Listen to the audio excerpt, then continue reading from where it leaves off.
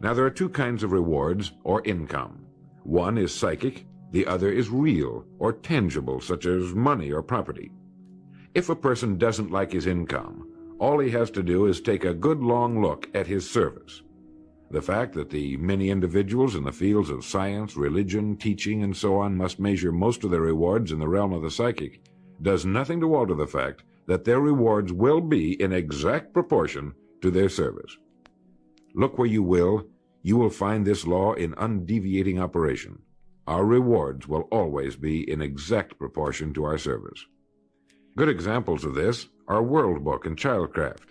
The fact that your company is the world's largest publisher of reference material is based solely on the fact that its products have found the widest acceptance and have been sold to more individuals and institutions.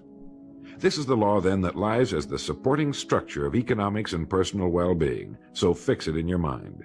All attempts to sidestep or in any way avoid this law will result in frustration and failure.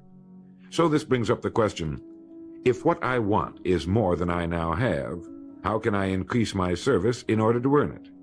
Well, whom do we serve? We serve people.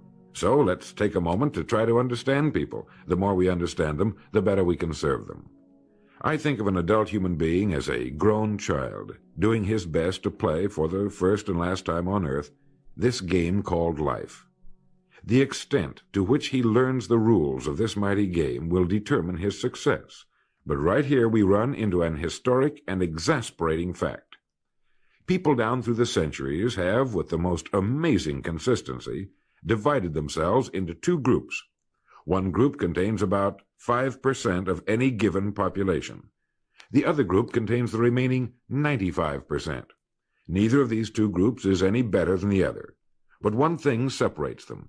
The big group, the one containing about 95% of the people, never seems to get the word, while the smaller group, the 5%, does. Now, what do I mean by getting the word? I mean about 95% of the people never quite understand, emotionally or intellectually, that we as individuals control, to an altogether unsuspected extent, our lives here on earth. That each one of us is the architect of the structure fashioned by our years. You see, all of us want the same things, but only about 5% figures out how to get them. I think it's perfectly stated in your World Book booklet titled Opportunity Unlimited. It says, within each of us burn two unquenchable ambitions, to serve importantly and to gain financial independence.